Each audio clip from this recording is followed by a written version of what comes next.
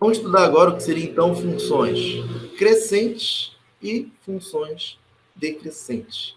Primeiro, o que seria uma função crescente?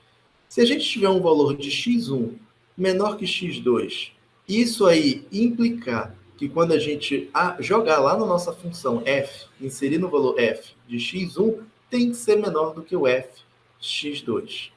Ou seja, se a gente tiver aqui um x1 que é igual a 3 e um x2 igual a 5, então a gente tem que um f de 3 tem que ser menor que um f de 5. Isso implica que a gente tem uma função crescente, tá bom? Ou a gente, no caso, tem x2 menos x1 maior que zero. Isso garante que a gente tenha que o x2 é maior que o x1. Obviamente, a gente vai ter esse relacionamento do f de x2 menos o f de x1 maior que zero. É só uma outra forma de reescrever isso aqui, tá? Eles são equivalentes. Um exemplo de função.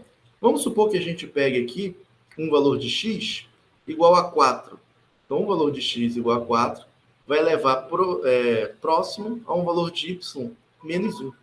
Então, a gente tem aqui um valor de x, 1, igual a 4. Só ajeitar esse x. x1 igual a 4. E eu vou pegar agora um valor de x igual a 3. E vai bater bem aqui como se fosse perto de 1,5. Opa, aqui é menos, só colocar direitinho, aqui vai ser menos 4. Obviamente, então, a gente tem que x1 é menor que o x2. Quando a gente jogar esses valores aí na função, a gente tem que o f de menos 4 gera um valor aqui próximo de menos 1. Vou colocar aqui como se fosse próximo de menos 1, tá, gente? E um f de x2, que é igual a 3, vai ser um valor próximo de quanto? Bem aqui, quando for 3, vai ser um valor próximo de 1,5. Ou seja, eu tenho que o f de menos 4 é menor que o f de 3. Claro, esse aqui é o f de x1 menor que o f de x2. Então, essa função ela vai ser crescente. Então, como é que é uma função decrescente?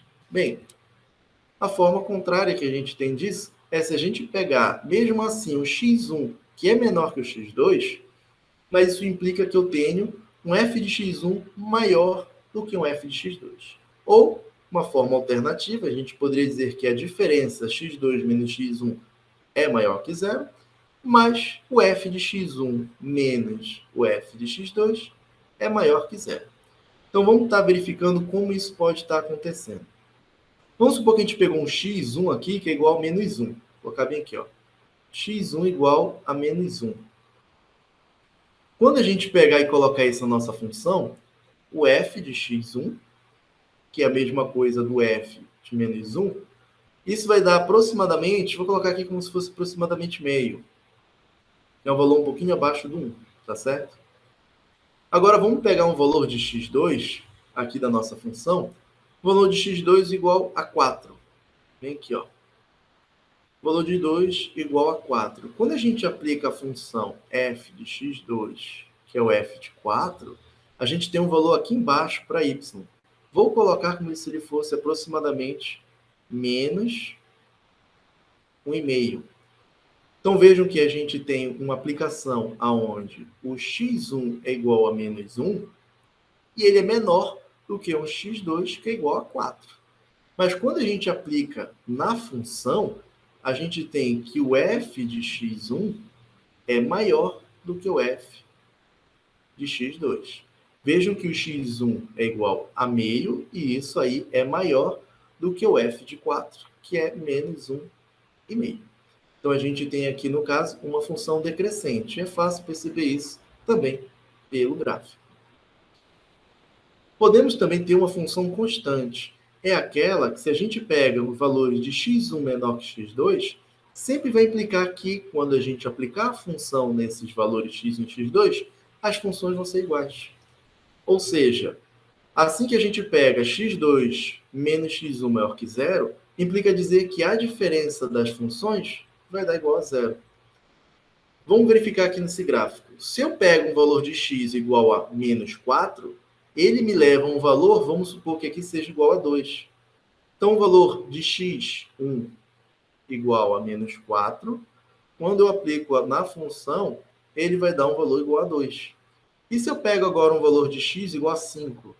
Vejam que eu vou ter agora um valor de x2 igual a 5, mas quando eu aplico na função, esse valor também dá igual a 2.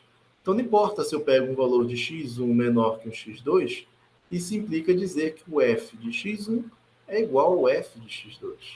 Por isso que é representado dessa forma aqui. Independente do valor de x que a gente vai jogar nessa função, a gente retorna para o mesmo valor. Por isso que ela vai ser uma função constante.